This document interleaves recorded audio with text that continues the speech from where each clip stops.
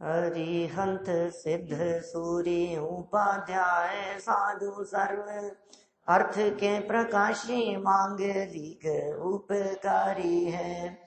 तिनको स्वरूप जान राग ते भई जो भक्ति खाए को नवाई स्तुति को उचारी है। धन्य धन्य तिन ही ते काज सब आज भये कर जोड़े बारे बारे वंदना हमारी है। मंगल कल्याण सुख ऐसो हम चाहत हो मेरी ऐसी दशा जैसी तुम धारी है।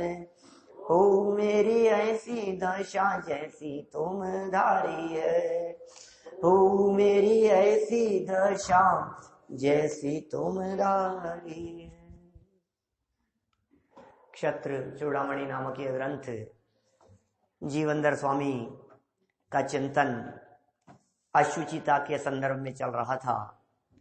जो चर्चा हमने की है आपके बीच में थोड़ी बहुत, कि शरीर के संपर्क में आने वाली प्रत्येक वस्तु स्वयमेव ही अपवित्र हो जाती है, क्योंकि संगति का असर आए बिना नहीं रहता।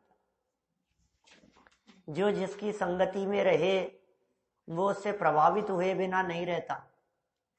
और ऐसा लगता है कि शायद यही कारण है कि हमारे जो जड़ के साथ संगति के परिणाम हैं वो हमारी बुद्धि को भी जड़ जैसी कर देते हैं। बुद्धि भी जड़ जैसी हो जाती है। क्यों? क्योंकि जड़ जड़ के साथ में संपर्क है ना। ऐसे ही अशुचि पदार्थों का संपर्क होने से जगत के पदार्थ अशुचि हो जाते हैं। ऐसी अशुचिता यदि सर्वाधिक कहीं दिखाई देती है तो वो कहीं और नहीं, इस तन में ही दिखाई देती है। इसलिए यह तन अत्यंत अपवित्र है। इस तन से विरक्त ही होना चाहिए। ये लाइनें हमने पढ़ी थी कि भाई इस शरीर से विरक्त हो जाओ। इस शरीर के प्रति अपनापन, राग, मोह ये अटकाने वाला है।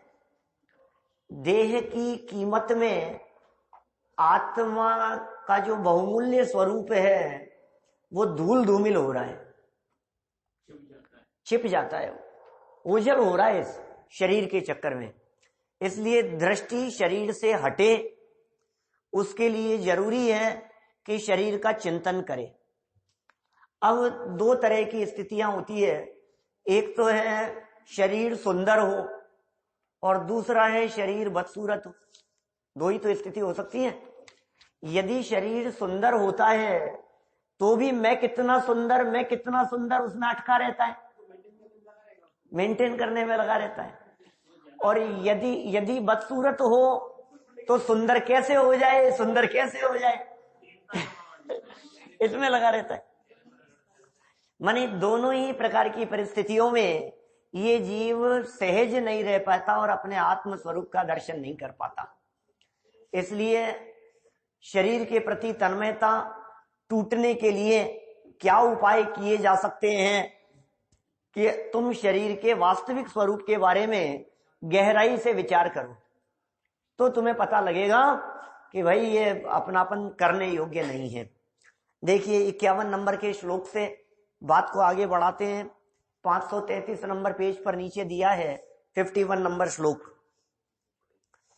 अस्पृष्टम दृष्टमंगल ही सामर्थ्यात् कर्म शिल्पिनः रम्य मुहे के मन्यस्य मलमांसास्ते मज्जत है। ओहो, क्या कह रहे हैं भाई साहब। निश्चय से कर्म रूपी कारीगर की चतुराई से, वाह, शरीर का अंतरंग स्पष्ट दिखाई नहीं देता है। ये कारीगर की चतुराई है। अंदर जो ईंटों के बीच में गैप रह गया था और जो कमजोरी रह गई थी उसने ऊपर के प्लास्टर से उसको सब छिपा दिया। कितने क्या उपमाएं देते हैं आचार्य देव, गजब करते हैं भाई। ऐसा लगता है चिंतन कितना गजब का है, क्या सोचते हैं कर्म रूपी कारीगर की चतुराई से शरीर का अंतरंग स्पष्ट दिखाई नहीं देता, इसलिए सुंदर मालूम होता है। अरे कितना सुंदर है, कितना सुंदर है, अरे सुंदर है लेकिन कमजोर है। सुंदर बाहर से ये मकान दिखाई दे रहा है, लेकिन अंदर में जो कमजोरी है तुम्हें इसका पता नहीं है। थोड़ा सा तूफान आते ही ढह जाएगा, इतना कमजोर है। तो बाहर की सुंदरता पर ज्यादा इतराने की जरूरत नहीं है, परंतु विचार करने पर इसमें मल, मांस, हड्डी और मज्जा के सिवाय और क्या है, अर्थात शरीर इन्हीं अपवित्र वस्तुओं से बना है। ओहो, क्या कह रहे हैं भाई साहब। सोच सोच करके विचार विकल्प आते हैं। जिस देह के पीछे पड़ा है, जिस देह के पीछे पड़कर तो अपने आत्म स्वरूप को भूल गया है, जिस देह के तन्मयता से आज तक अनंत दुख पाए हैं, उस देह के वास्तविक स्वरूप का विचार नहीं कर पा रहा है। हड्डी, खून, मांस, मज्जा से बना हुआ यह शरीर, दौलत राम जी ने जो छेड़ाला में लाइन लिखी है वो इसी तरह की तो लाइन लिखी है। पल रुधिर राध मल थैली की कस बसा दीते मैली, और नव द्वार भय घिनकारी अस देह करे किम यारी। जिससे तेरी दोस्ती है, जिसको तू अपना दोस्त मान करके बैठा है, ये मेरा दोस्त है, अरे ये तो मैं ही हूं, सर्वस्व मान करके बैठा है। ये कह रहे हैं तू इस देह के वास्तविक स्वरूप को एक बार अंदर से देख ले। अरे ये फोटो वो तो छोड़ो, अंदर की चीज बाहर निकलेगी। एक्सरे की फोटो कोई नहीं लगाता। बोलो, ये जो ऊपर से दिख रहा है ना, इसकी फोटो तो सजा करके लगाता है, अपने बेडरूम में, ड्राइंग रूम में लगाता है। और जो उसने डॉक्टर ने खींचा पूरा एक्सरे निकाला, बोले साहब ये क्या है, बोले तुम्हारा अंदर का फोटो है। हाँ, अब वो जो अंदर की फोटो है उसको फ्रेम करा करके लगाओ सामने, और फिर आंखों से देखो जरा, ये है रूप तेरा, बोल कितना सुंदर दिखता है। अस्पताल में दिखाते हैं, फिर उसे उसमें बंद करके रख लेता है लिफाफे में। वैसे दोबारा खोल करके नहीं देखता। अब वो देखने लायक नहीं है।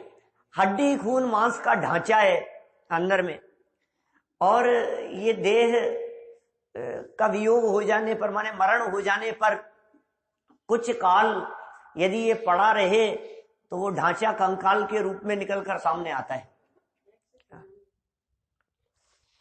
एक्सरे करना योग, तो ये एक्सरे कर रहे हैं यहां पर, ये दिखा रहे हैं। अब ये कारीगरी इतनी जबरदस्त है। जैसे आजकल का जमाना है ना, पैकिंग का जमाना, सुंदरता का जमाना, क्या सुंदरता के इस जमाने में ड्यूरेबिलिटी की आप बात न करें, क्या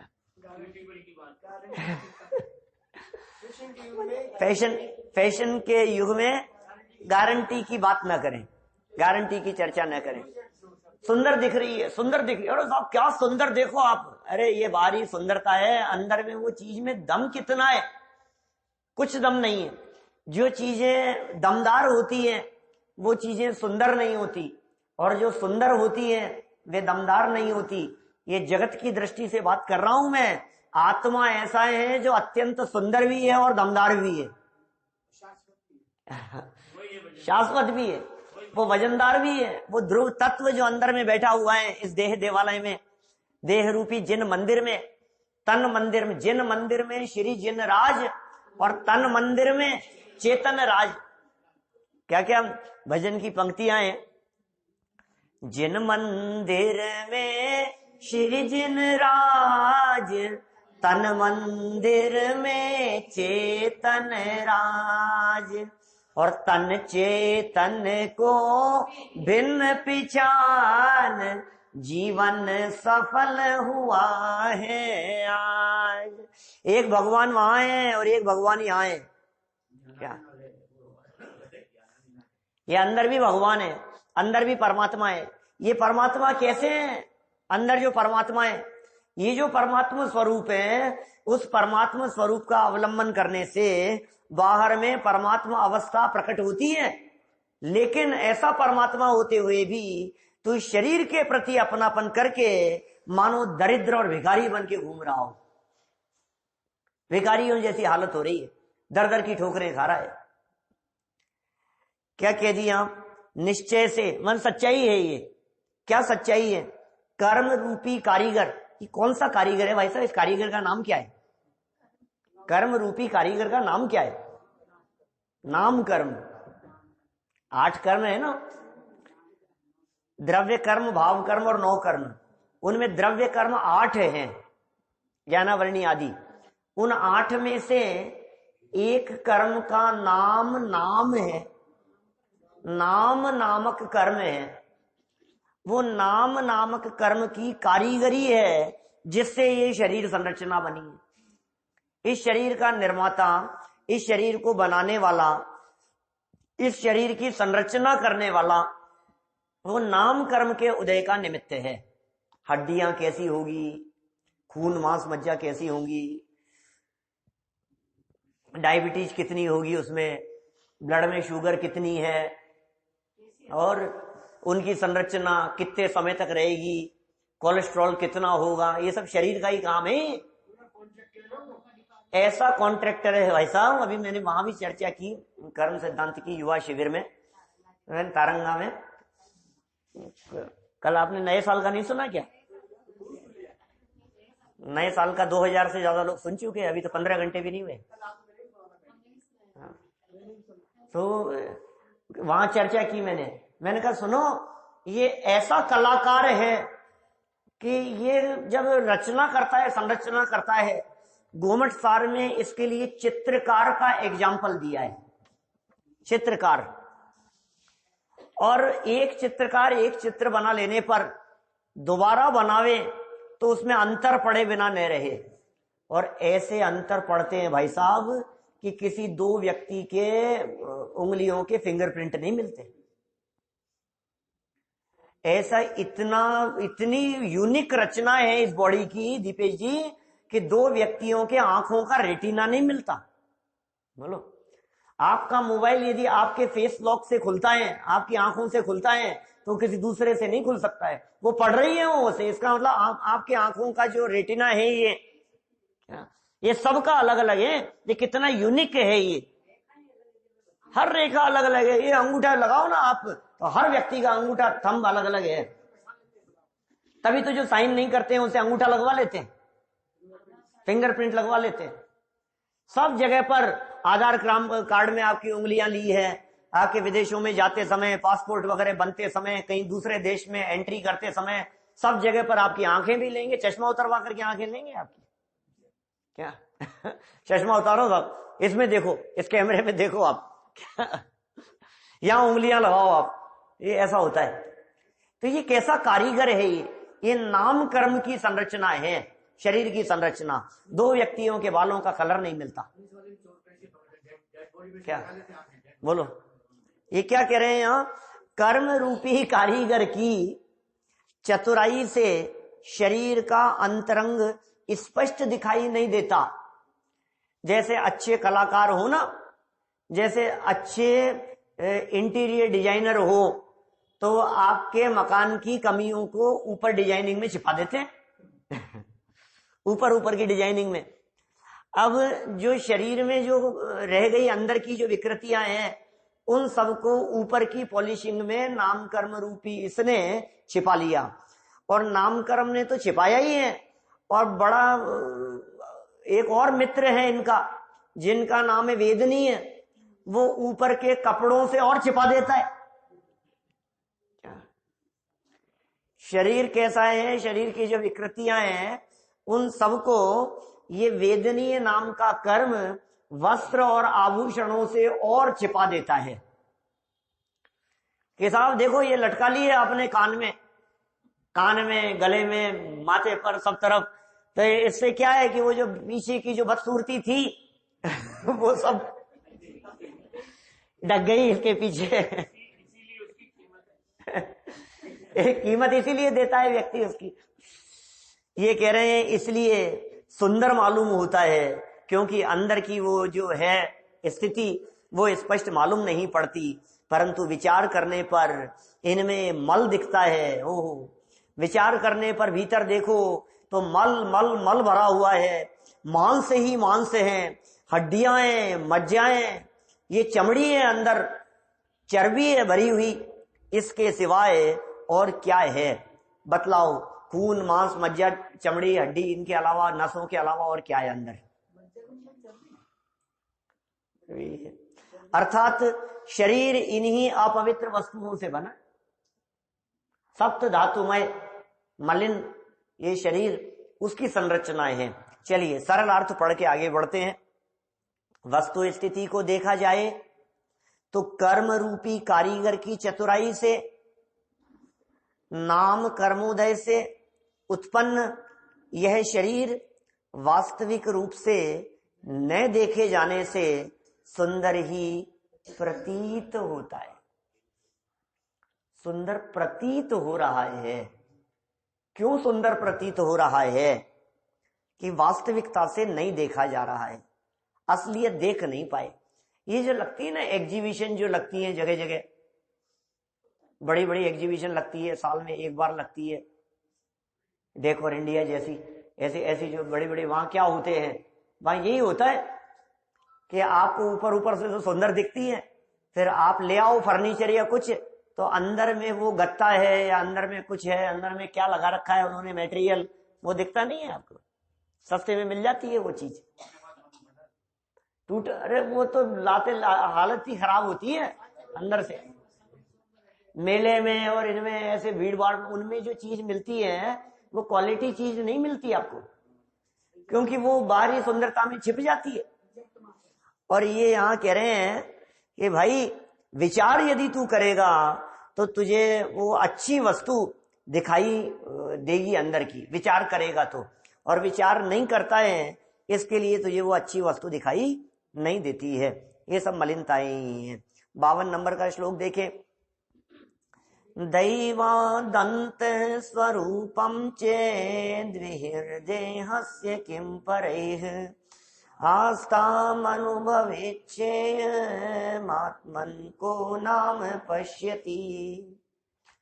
हे आत्मन, और तो क्या, यदि दैव योग से इस शरीर का भीतरी हिस्सा शरीर से बाहर निकल आए तो इसके सुखानुभव करने की इच्छा तो दूर ही रहे, कोई इसे देखेगा भी नहीं। हमने बात कही थी ना, शायद परसों बात की थी आपके बीच में।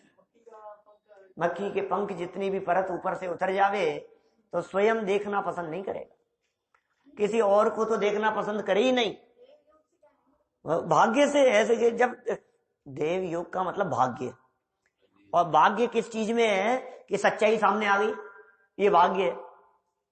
अब आगे लोगों के समझ में नहीं आती है ये बात, ये भाग्यशालियों के समझ में आती है।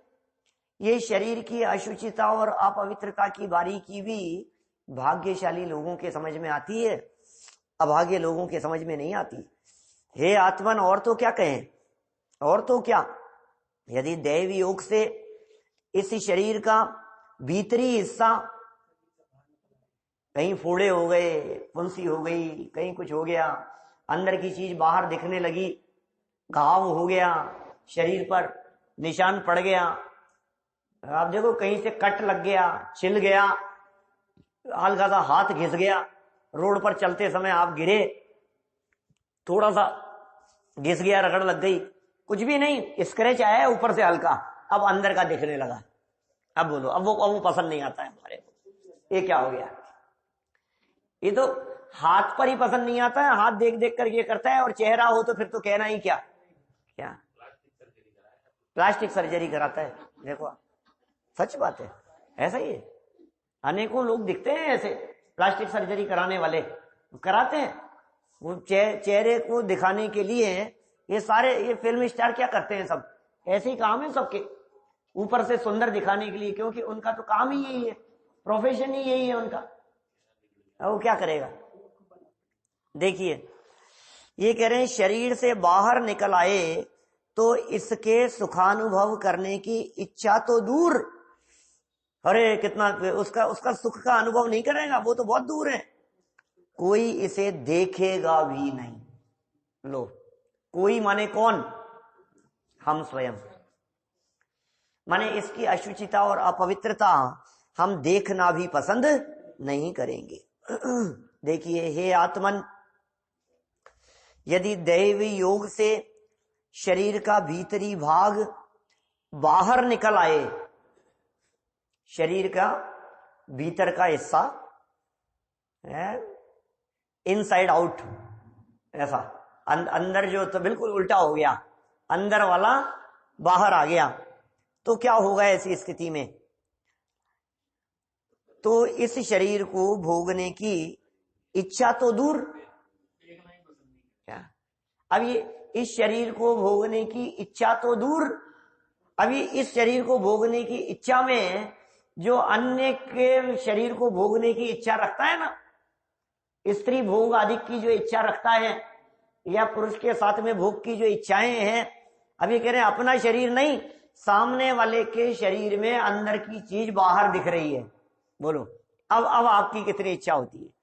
बाहरी सुंदरता को देख करके आकर्षित होता हुआ दिखाई देता है, लेकिन भीतर या सम जगत में और ना ही घिन गेह, जैसा ये भीतर है उसके समान घृणा करने वाला पूरे जगत में, सब जगत देखियो छान, आप चिराग लेकर के पूरे दुनिया में ढूंढने का प्रयास करेंगे तो आपको जितनी गंदी वस्तुएं मिलेगी, उन सबको गंदी बनाने में यदि किसी का योगदान है तो वो शरीर का है, वो शरीर के भीतर से मिली। कहीं मांस का टुकड़ा पड़ा हुआ है, कहीं विष्ठा पड़ी हुई है, कहीं खून है।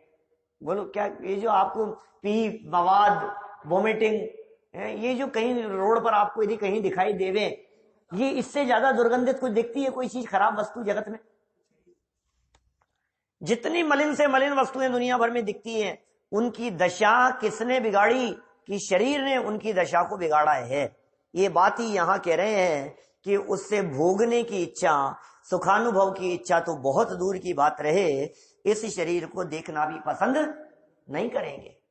हम ही देखना पसंद नहीं करेंगे, अपनों को देखना पसंद नहीं करेंगे।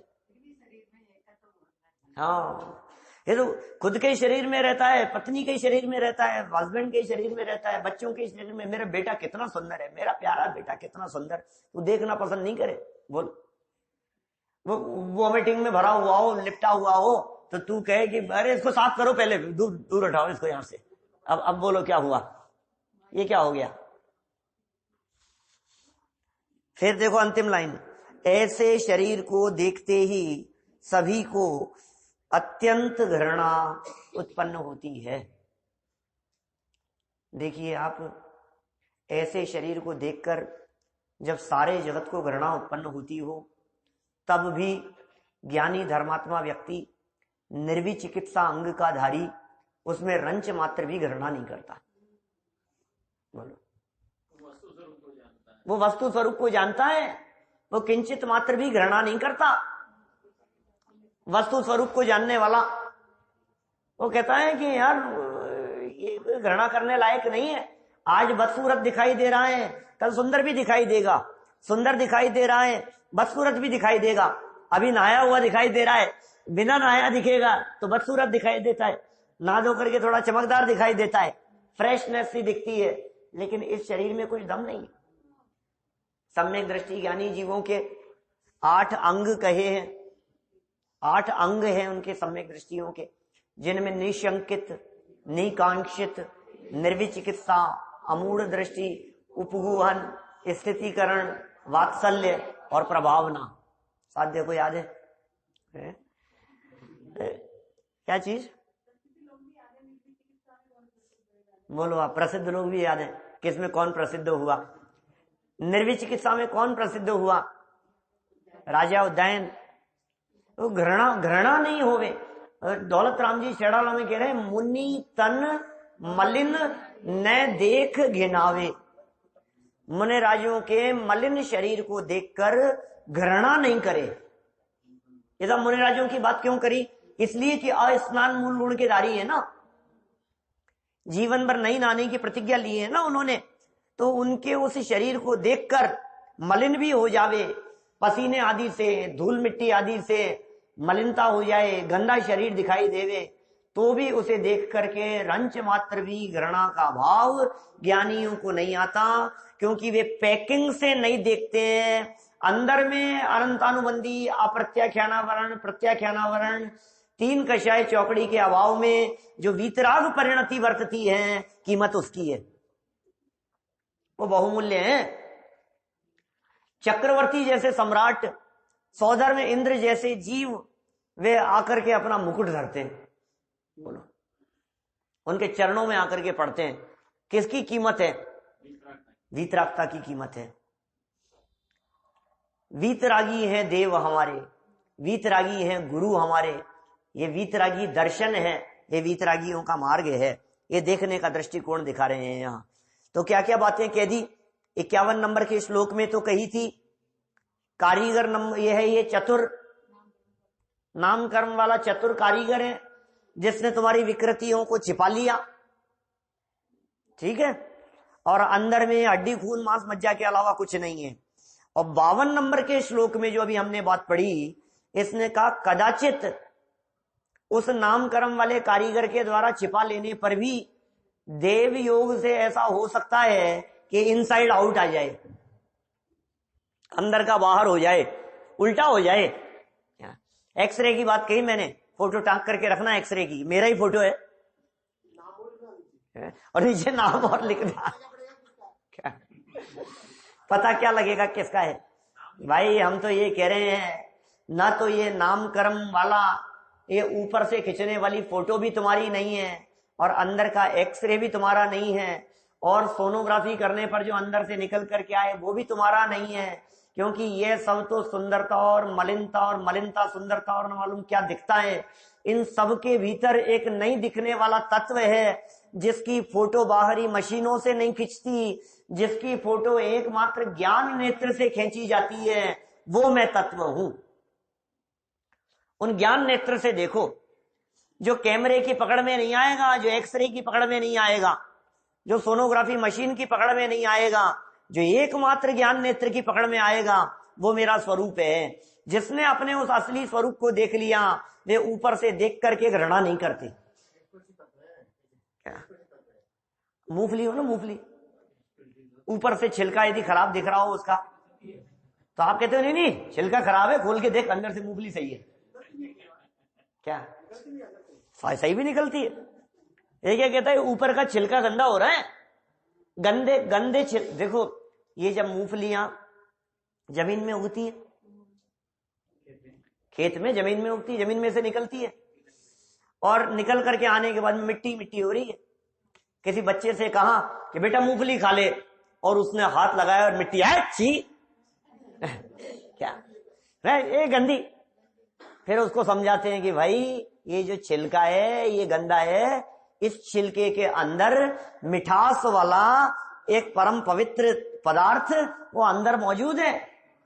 क्या तू छिलके को मत देख, तू अंदर के माल को देख, क्या उसे चक्कर के देख। तो ये ऊपर के छिलके से दृष्टि हटाकर अंदर के माल को देखने की प्रेरणा ये यहां दे रहे हैं। ये 52 नंबर के श्लोक के सरल अर्थ में देखो क्या कहा, वापस पढ़ें।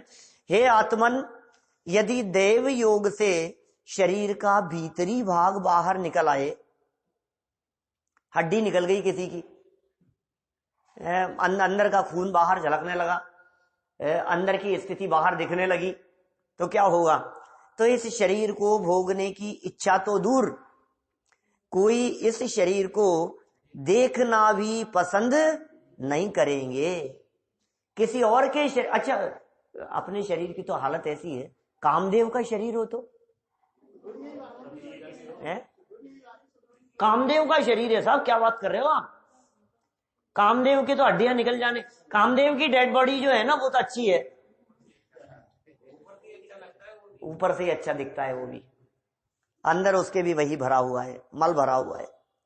भोगने की इच्छा तो दूर, कोई शरीर को देखना भी पसंद नहीं करेंगे। ऐसे शरीर को देखते ही सभी को अत्यंत घृणा उत्पन्न होती है। चलिए आगे देखते हैं, 53-54 पूरा करें। एवं पिशित पिंडस्य क्षयिणो क्षयं कृतः गात्रस्यात्मन् क्षयात् पूर्वं तत्फलं प्राप्यत।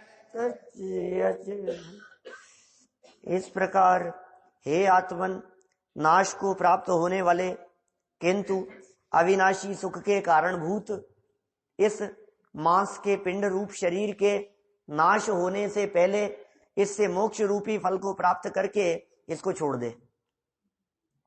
वाह, कितने देखो शरीर को जो नीतिकारों ने जो बात कही है, शरीर माध्यम खलु धर्म साधनम, शरीर पहले है और यह वास्तव में धर्म साधन का हेतु है। यह बात जैनियों की नहीं है, नीतिकारों की है, नीतियों में लिखी है, अन्य मतावलंबियों में लिखी है, हिंदुओं ने लिखी है। शरीर माध्यम खलु धर्म साधनम। हम तो ये कहते हैं शरीर कैसा भी हो, से क्या फर्क पड़ता है, तन रहे तो रहे, तन न रहे तो नहीं रहे। हम तो वेद विज्ञान की बात कहते हैं, वो कहते हैं नहीं शरीर माध्यम। तो ये मोटा मोटा कह रहे हैं ये कि शरीर है तो जब तक तुझे निर्वाण की प्राप्ति ना होवे, जब तक तेरे जीवन में मोक्ष मार्ग प्रकट न होवे, तब तक तू अपने शरीर के माध्यम से ये मोक्ष मार्ग को जानने समझने और उसमें कदम बढ़ाने का प्रयास कर ले। और फिर जैसे ही उसकी उपलब्धि हो जाए तो तू शरीर को छोड़ देना और परम मुक्ति की प्राप्ति कर लेना। कह रहे इस प्रकार हे आत्मन, नाश को प्राप्त होने वाले, जिससे नाश होगा उसे प्राप्त होने वाले लेकिन अविनाशी, नाश को प्राप्त होने वाले कौन, वो तो है शरीर, और अविनाशी सुख का कारणभूत है वो शरीर। इस मांस के पिंड रूप शरीर के नाश होने से पहले इससे मोक्ष रूपी फल को प्राप्त करके इसे छोड़ दे। यद्यपि मांस के पिंड रूप यह मनुष्य शरीर नश्वर है, तथापि मोक्ष प्राप्ति में निमित्त कारण है। यद्यपि ये शरीर नश्वर है, यद्यपि ये शरीर नाश होने वाला है, लेकिन निमित्त कारण है वैसा मोक्ष की प्राप्ति में। कोई कहे साहब सर्वथा भिन्न यदि है तो क्या फर्क पड़ता है शरीर पे कपड़े रहें या नहीं रहे, मोक्ष हो जाएगा? कि नहीं भाई, ऐसा नहीं चलेगा, ऐसा नहीं चलेगा।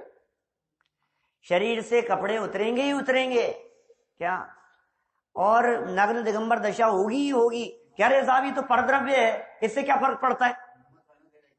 क्या, ये तो परद्रव्य है ना, कपड़े तो परद्रव्य है, तो क्यों ऐसी बात करता है? अरे नहीं भाई, भले ही परद्रव्य हो, लेकिन समस्या परद्रव्य में नहीं है, समस्या इस परद्रव्य के प्रति तेरे को जो पहनने का राग है ना। ये कपड़े है ना, ये कपड़े, ये बटन बंद करने की चेष्टा ये राग के बिना नहीं हो सकती। क्या, ये राग भाव है, इतना राग टूटे तो काम हो। तो ये कह रहे हैं अतएव हे आत्मन, इस मनुष्य शरीर के नाश होने के पहले ही मोक्ष सुख रूप फल प्राप्त कर लो और तत्पश्चात इस शरीर को छोड़ दो, शरीर को छोड़ दो। और ये कह रहा है अभी इसने कहा ना शरीर को छोड़ दो, तो ये सोचता है कि शरीर को नहीं छोड़ो, ये ढंग से पढ़ नहीं पाया इसको। यहां तो कह रहे हैं शरीर को छोड़ दो, और ये कहता है कि शरीर को कैसे छोड़ दूं मैं, ये शरीर के पीछे पड़ा रहता है। सुबह उठने से लेकर के शरीर के पीछे ही है सारे गाजे बाजे। बोलो, ये कहता है साहब शरीर ही साथ नहीं देगा तो फिर पैसे को क्या चाटेंगे, क्या करेंगे बताओ। अब शरीर ही साथ नहीं दे रहा, मैं क्या करूं इस पैसे का, मैं क्या करूं इस धन का, मैं इस संपत्ति का क्या करूं मैं? शरीर ही साथ नहीं दे रहा साहब, घुटने ही इतना तेज दर्द कर रहे हैं, गाड़ी का क्या करूं मैं? चलना तो मुझे ही पड़ेगा। अब ये कितने डोसे बना ले, मुंह में दांत ही नहीं हो तो क्या करूं? कुछ कुछ काम नहीं, भिगो भिगो करके खाए क्या, और आंतें काम नहीं करे तो क्या करें बोलो। डॉक्टर यदि जवाब दे देवे कि खाना पीना बंद है, ऐसे ऐसे रोग आकर के घेर लेते हैं भाई साहब, पेट में अल्सर हो जाते हैं। अभी हमारे हो गया हमारे परिचित, उनके पेट में अल्सर हो गया, और नहीं और अल्सर तो हो गया, दर्द बहुत होता था कुछ भी खाते ही। कुछ डॉक्टर ने कुछ उपचार किया तो अंदर जो आते हैं इंटेस्टाइन वो फट गई अंदर से, और वो फट गई तो वो जब लेटरिन जाने के लिए बैठे तो नदियां बहे खून की, एक गास खाते ही खून ही खून बहे, खून ही खून बहे, पाइल्स जैसा नहीं, माने वो तो हालत ऐसी कि आप सोच नहीं सकते हो। और डॉक्टर्स ने मना कर दिया कि इनका कुछ लंबे समय के लिए खाना पीना सब कुछ परमानेंट बंद कर दिया जाए। क्या वो ड्रिप चढ़े बस, और क्या, खाली ड्रिप। अब बोलो कैसी स्थिति लगती है आपको? लगता है कुछ दिमाग काम करता है? अब बना लो डोसे और करो तुम क्या क्या करने हैं तुम्हारे को, क्या पैसे को भी काम में ले लो, कुछ भी नहीं है। पैसा तो ड्रिप लगाने में काम आएगा, क्या कर, बोतल चढ़ाने में काम आएगा पैसा, तो कुछ काम नहीं आने वाला है, कुछ काम नहीं आने वाला है। जिसके श्रृंगारों में मेरा यह महंगा जीवन घुल जाता, अत्यंत अशुचि जड़ काया से इस चेतन का कैसा, इस चेतन का नाता ही नहीं है, कोई रिलेशन ही नहीं है हमारा। अत्यंत अशुचि और अपवित्र तन और श्रृंगार किए जा रहा है, और महंगा जीवन, बहुमूल्य जीवन के दुर्लभ क्षण ये बर्बाद किए जा रहा है।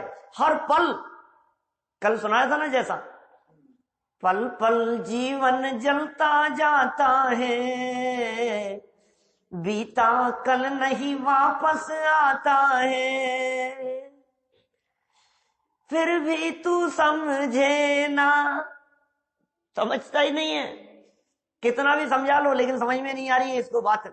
हर पल मौत तो नजदीक आ रही है, जीवन खत्म होता चला जा रहा है। ये देह अत्यंत अशुचि है और श्रृंगार में लगाए, दांत मांजने से लेकर के चेहरे को चमकाने तक, और ऊपर तेल मालिश और सब ऊपर क्रीम पाउडर लिपस्टिक और सब लगा लगा करके ऐसा लगता है कि अब तो देखो, अब बताओ मैं कैसा दिखता हूं, अब बताओ मैं कैसा दिखता हूं। याद करो सनत कुमार चक्रवर्ती को, सनत कुमार चक्रवर्ती की घटना दीपेश जी सुनी होगी। चक्रवर्ती सम्राट, उसके देवलोग आ गए चर्चा करने के लिए। नीरज जी साहब, देवलोग आते हैं ऊपर से, और कितना सुंदर शरीर है साहब, मनुष्यों में ऐसा सुंदर शरीर, और चर्चा करने के लिए, देखने के लिए, रूप सौंदर्य को देखने के लिए। फिर क्या हुआ? व्यायामशाला में थे, धूल मिट्टी में, धूल मिट्टी में थे, और देवों ने वहां सामने प्रकट होकर के कहा कि सच में जैसा सुंदर रूप जिसकी चर्चा हमने ऊपर देवों में सुनी थी, चर्चा की थी, ये असली में रूप तुम्हारा उससे भी ज्यादा सुंदर है। तो पता है सनत कुमार ने क्या कहा? अरे यार क्या देखते हो, अरे क्या धूल मिट्टी में, अभी तो जब नहा धो करके सज धज कर ऊपर से सारा सब लगाकर जब जाकर के बैठूंगा सिंहासन पर, तब देखना तुम। क्या अहंकार आ क्या गया जी, वो तो बात तो अंदर की, तो अंदर की है, दिखती नहीं है। वही जो इनसाइड आउट वाली जो बात यहाँ कही ना, अंदर का बाहर आ जाए, ये अंदर का अंदर ही है अभी तो। और वो जाकर के बैठा और आईना देख करके आया है, और बहुत सुंदर दिख रहा हूं, अब तो मैं जच रहा हूं, शान से आकर के बैठा है। और गद्दी पर आकर के बैठने पर अब बोलता है उनसे, बोलो भाई अब बताओ अब कैसा लगता हूं। कि महाराज अब वो बात नहीं है, अब वो बात नहीं है। क्या बात कर रहे हो, अब वो बात नहीं है, क्या कमी रह गई है? मैं तो अच्छे से देख करके आया था आईने में, अब क्या कमी रह गई? कि महाराज जो आपको आईने में दिख रहा है वो सच्चा नहीं है, और जिसे हम अपने दिव्य चक्षुओं से देख पा रहे हैं उसे आईना दिखाने में समर्थ नहीं है। ये आईना दिखा नहीं सकता है। आप तो देखो 4-5 दिन, एक वीक के अंदर अंदर अंदर का माल जब बाहर आएगा तो आपको पता लगेगा, अरे वो अत्यंत सुंदर शरीर कुष्ठ रोग से ग्रसित हो गया, पूरे रोम रोम में कोढ़ झरने लगा, दुर्गंधित और ऐसा मलिन, अपने शरीर को देख नहीं सके। वैराग्य हो गया, दीक्षा ले ली उन्होंने बाद में, बोलो वैराग्य का निमित्त बन गया। 700 वर्षों तक रहे। वादी सिंहराज की भी आती है, वादीराज मुनिराज की चर्चा भी उनकी भी आती है। बोलो इतने इतने लंबे समय तक ये क्या हालत है शरीर की। अब ये कह रहा है श्रृंगार श्रृंगार श्रृंगार, जिसके श्रृंगारों में मेरा यह महंगा जीवन। एक महंगे कपड़े हैं, क्या कर रहा है, गंदे हाथ मत लगा, कितने महंगे कपड़े हैं, अभी तो ड्राई क्लीन होकर के आया है। क्या फटे हुए कपड़े भी महंगे होते हैं, सच में हालत ऐसी है। और इतना फटे फटे जींस वगैरह ऐसी चल रही है, पता नहीं क्या है, कैसी दरिद्रता आ गई है। क्या सारा भिखारीपन ना समझ लोग, कोई देखने वाले देखे तो ऐसा लगे कि ये भिखारी है, ये फैशन है। और ऐसा ऐसा फाड़ फाड़ करके पहन रहे हैं, पता नहीं क्या हो गया है उनके अभाग्य की, उनकी किस्मत में पूरे कपड़े पहनना भी नहीं है। बुद्धि फट गई है, बुद्धि फिर गई है, बहुत हालत खराब है, बहुत हालत खराब है। नहीं, बड़े बड़े लोग पहन रहे हैं, बड़े बड़े लोग पहन रहे हैं। मैं सच्ची घटना बतला रहा हूँ। एक व्यक्ति आए मेरे पास में, कहीं बाहर रहते थे विदेश में, और इनके कुछ परिचित थे, अपने हरीश जी ढोलिया है ना, इनके कुछ परिचित थे, विदेश में कहीं रहते थे। और वो कहीं सुनते थे, मेरे को कहीं सुना होगा उन्होंने चर्चा, तो उनसे पूछते हुए चर्चा करने के लिए मेरे घर पर आए। लेकिन ये बात तो कई सालों पुरानी हो गई। तो आए वो, आकर के बैठे वो, अब उनकी जींस विंस फटी हुई। तो आप मानेंगे नहीं, मैंने उनसे सच में पूछ लिया है कि मैंने कहा क्या हुआ, कहीं गिर गए क्या, कुछ क्या? सच्ची घटना, जनवाणी सामने विराजमान है क्या। मैं तो सपने में भी नहीं सोच सकता था मैं कि भी ऐसे हो गए। बहुत संपन्न व्यक्ति विदेश में रहने वाले, बाहर से आए हुए मिलने के लिए। मैंने उनसे पूछ लिया तो वो इतने शर्मसार हो गए। उन्होंने कहा नहीं नहीं नहीं, वो छिपा हाथ लगा दिया और कहा नहीं, ये तो है, ऐसा ही है, ऐसी है उस तरह की। मैंने कहा जाने क्या बात है यार, क्या क्या कुछ क्यों छिपा रहे हैं, बता नहीं रहे हैं। फिर बाद में, फिर तो 4-6 महीने बाद, 8 महीने बाद में फिर वो जगह फिर वो लोगों से पता लगा कि भाई ये तो फैशन में चल रहा है। मैंने कहा यार ये कैसा फैशन है। हाँ, फटे फटे हुए पहनने का फैशन दिखाई देता है। ये कह रहे हैं यहाँ पर, सुन भाई, जिसका तू श्रृंगार कर रहा है, जिसे तू सजाने की चेष्टा कर रहा है, ये इसकी हालत खराब है अंदर से। महंगा है तेरा जीवन, दुर्लभ है तेरा जीवन।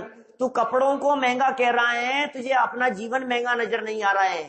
तुझे बाहरी प्रोडक्ट महंगे दिखाई दे रहे हैं, तुझे अंदर अपने जीवन की कीमत समझ में नहीं आ रही है। परफ्यूम लगाता है, परफ्यूम, बोलो, ये बता रहे थे भैया मेरे को अभी 2-3 दिन पहले। ये कह रहे थे कि जितने परफ्यूम आते हैं ना, इन सारे परफ्यूम में इनकी ड्यूरेबिलिटी के लिए, इनको स्थिर रखने के लिए, इनमें वेल मछली की उल्टी वो उसमें मिलाते हैं। मछली है अलग तरह की, वेल मछली, उस मछली की वॉमिटिंग, और वो बहुत महंगी बिकती है, बहुत कीमती होती है वो, लाखों करोड़ों रुपया उसकी कीमत होती है। वो वॉमिटिंग यदि किसी को मिल जाए ना, तो वो करोड़पति हो जाए।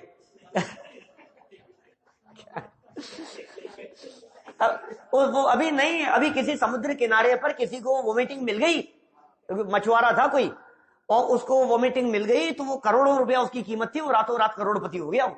ऐसा है। अब वो जो वॉमिटिंग है उसकी, उस वॉमिटिंग को सब वो करके, उसको केमिकल से और सब करके, और वो उसमें मिलाया जाता है, और उसे लगा करके यहाँ आता है मंदिर में। अरे शर्म है, छूने योग्य चीज नहीं है वो। क्या टच करने, सारे जितने महंगे महंगे आपको सब दिखाई दे रहे हैं, सारे प्रोडक्ट की ये हालत है। और आप यदि उसको बुरा कह दो ना, तो वो कहता है कि नहीं नहीं बहुत महंगा है, बहुत महंगा है। महंगी चीज अच्छी होती है, हाँ महंगी चीज अच्छी होती है, लेकिन तू कितना महंगा है इसकी पता है क्या तुझे? खबर, ये जीवन कितना महंगा है इसकी वैल्यू पता है क्या तुम्हारे को? इसलिए वापस ये 2 पंक्तियां बोलते हैं, देखो खत्म करें चर्चा को। क्या कहा? जिसके श्रृंगारों में मेरा यह महंगा जीवन घुल जाता, अत्यंत अशुचि, अशुचि अपवित्र, कितना अपवित्र, अत्यंत अपवित्र, अत्यंत अशुचि और जड़ काया से मुझे चेतन का कैसा नाता। बोलो, इस चेतन का कैसा नाता, मुझे चेतन का कैसा नाता। मेरा भाई, इस देह से रंच मात्र भी किसी प्रकार का कोई संबंध नहीं है। जब अपवित्रता के बारे में विचार करे, जब इसकी अशुचिता के बारे में विचार करे, तो देह के प्रति अपनापन टूटे बिना न रहे। ये सारी चर्चा देह के प्रति अपनापन तोड़ा देने के लिए है। इस चर्चा का एकमात्र सार इतना ही है कि जैसे भी बन सके शरीर के प्रति अपनापन तोड़ो। शरीर के प्रति अपनापन या अनंत दुखों को जन्म देने वाला है। इस शरीर के प्रति अपनेपन से अनंत संसार खड़ा हो जाता है। इसलिए देह के प्रति नेह को छोड़कर, तन के प्रति तन्मयता का त्याग कर, हम जो शाश्वत तत्व अंदर में विराजमान है उसका अवलंबन लेवें, तभी ये अशुचि भावना सच्ची भावना कहलाएगी। ये चिंतन में चलना चाहिए। आईने के सामने लिखी रहनी चाहिए लाइनें, आईने के ऊपर मोटे मोटे अक्षरों में क्या क्या, ये जो लाइनें लिखी है ना, जिसके श्रृंगारों में मेरा यह महंगा जीवन घुल जाता, ये लाइन आईने पर लिखी रहे। जब जब जाकर के देखने के लिए खड़ा हुए तो फील करे, अरे कहां करके खड़ा हो गया मैं। एक वो आईना है जो पिक्चर दिखा रहा है हमारी ये बाहर से, और एक ये जिनवाणी है जो हमारी पिक्चर दिखा रही है अंदर से। अंदर से पिक्चर देखो, अंदर की बात देखो, ऊपर आकर्षित मत हो। तो इस तरह देह के प्रति अपनापन तोड़कर अपने में अपनापन करके हम परम मुक्ति की प्राप्ति करें। इस भावना से बात को विराम देता हूं। एक श्लोक और बच गया है, इसका कल करेंगे। सुंदर चर्चा है, कुछ वैराग्यमय चर्चा है, तो कल ही बात करेंगे। हाँ, जरूर बताएंगे।